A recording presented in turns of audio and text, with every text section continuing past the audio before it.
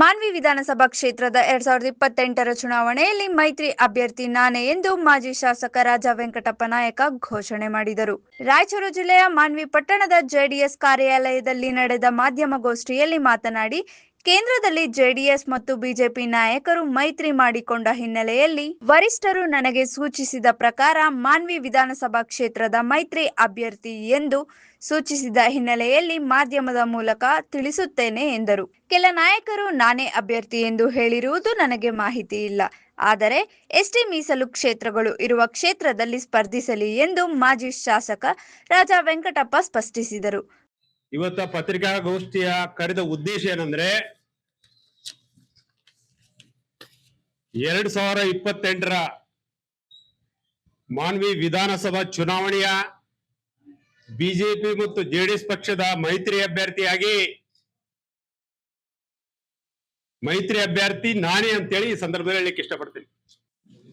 ಈಗಾಗಲೇ ಹೈಕಮಾಂಡ್ ಯಾರ್ಯಾರು ಮೈತ್ರಿ ಅಭ್ಯರ್ಥಿಗಳಿದ್ದಾರೆ, ಇವತ್ತು ಜೆಡಿಎಸ್ ಪಕ್ಷದಿಂದ ಇರ್ಬೋದು, ಬಿಜೆಪಿ ಪಕ್ಷದಿಂದ ಇರ್ಬೋದು, ಈಗಾಗಲೇ ಇಂಟರ್ನಲ್ ಆಗಿ ಡೈರೆಕ್ಷನ್ ಅನ್ನ ಕೊಡ್ತಕ್ಕಂಥ ಕೆಲಸ ಇವತ್ತ ಪಕ್ಷದ ಕಡೆಯಿಂದ ಆಗ್ತಾ ಇದೆ.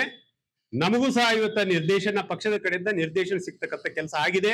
26/6/2025ರಂದು ಸನ್ಮಾನ್ಯ ನಿಖಿಲ್ ಕುಮಾರಸ್ವಾಮಿ ಅವರ ನೇತೃತ್ವದಲ್ಲಿ ಜನರೊಂದಿಗೆ ಜನತಾದಳ ಕಾರ್ಯಕ್ರಮವನ್ನ ಆಯೋಜಿಸಿದ್ದು ತಮಗೆಲ್ಲ ಗೊತ್ತಿರತಕ್ಕಂಥ ವಿಚಾರ. ಬಹಳ ಯಶಸ್ವಿಯಾಗಿ ಕಾರ್ಯಕ್ರಮವನ್ನು ನಡೆಸತಕ್ಕಂಥ ಕೆಲಸ ನಮ್ಮ ಪಕ್ಷದ ಅಧ್ಯಕ್ಷರು, ಪದಾಧಿಕಾರಿಗಳು, ಕಾರ್ಯಕರ್ತ ಬಂಧುಗಳು ನಡೆಸಿಕೊಟ್ಟಿದ್ದು ತಮಗೆಲ್ಲ ಗೊತ್ತಿರತಕ್ಕಂಥ ವಿಚಾರ.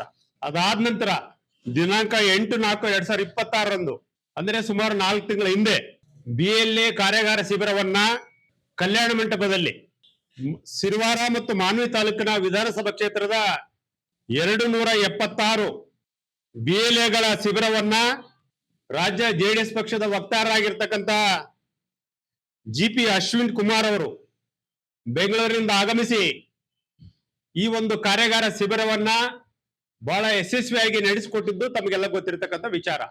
SIR ಜೂನ್ 30ರಿಂದ ಜುಲೈ 30ರವರೆಗೆ ಇವತ್ತ ಕೆಲಸ ಏನು ಮತದಾರರು ತಮ್ಮ ಮತದಾರ ಪಟ್ಟಿಯಲ್ಲಿ ಸೇರ್ಪಡೆಗೊಳಿಸ್ತಕ್ಕಂಥ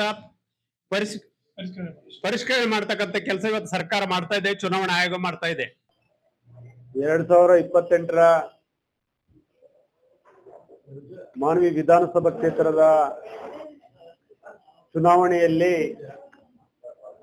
ಬಿಜೆಪಿ ಮತ್ತು ಜೆಡಿಎಸ್ ಪಕ್ಷದ ಮೈತ್ರಿ ಅಭ್ಯರ್ಥಿಯಾಗಿ ನಾನೇ ಸ್ಪರ್ಧೆ ಮಾಡ್ತಾ ಇರ್ತಕ್ಕಂಥ ಕೆಲಸ ಮಾಡ್ತೇನೆ. ನಾನೇ ಅಭ್ಯರ್ಥಿ. ಈಗ ಬಿಜೆಪಿ ಮತ್ತು ಜೆಡಿಎಸ್ ಪಕ್ಷದ ನಾಯಕರು, ನಮ್ಮ ರಾಜ್ಯ ವರಿಷ್ಠರು ಇರ್ಬೋದು, ಏನಪ್ಪ ಅಂದ್ರೆ ದೇಶದ ವರಿಷ್ಠರು ಇರ್ಬೋದು, ಇವತ್ತು ಈಗಾಗಲೇ ಎಲ್ಲೆಲ್ಲಿ ಜೆಡಿಎಸ್ ಪಕ್ಷದ ಅಭ್ಯರ್ಥಿಗಳು ಸ್ಪರ್ಧೆ ಮಾಡಬೇಕು, ಎಲ್ಲೆಲ್ಲಿ ಬಿಜೆಪಿ ಪಕ್ಷದ ಅಭ್ಯರ್ಥಿಗಳು ಸ್ಪರ್ಧೆ ಮಾಡ್ಬೇಕಂತೇಳಿ ಈಗ ಅವರವರೇ ಹಿರಿಯರು ಮುಖಂಡರು ನಮ್ಮ ವರಿಷ್ಠರು ಕುಂತ್ಕೊಂಡು ಚರ್ಚೆ ಮಾಡಿ ಇವತ್ತು ಏನ್ ನಮಗೆ ನಿರ್ದೇಶನ ಕೊಟ್ಟಿದ್ದಾರೆ ಅದರ ಪ್ರಕಾರ ಕೆಲಸ ಹೋಗ್ತಕ್ಕಂಥ ಕೆಲಸ ಇವತ್ತು ನಾವು ಮಾಡ್ತಾ ಇದ್ದೀವಿ ಮಾನ್ವಿ ವಿಧಾನಸಭಾ ಕ್ಷೇತ್ರದಲ್ಲಿ.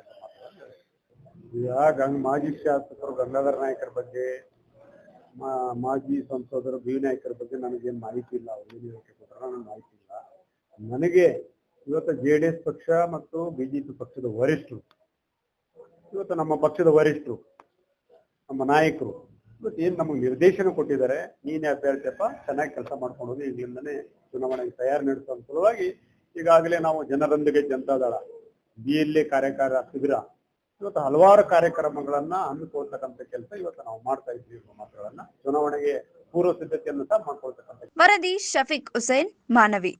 ಮೆಂಡು ನ್ಯೂಸ್ ನೆಟ್ವರ್ಕ್, ಸತ್ಯದ ಕನ್ನಡಿ.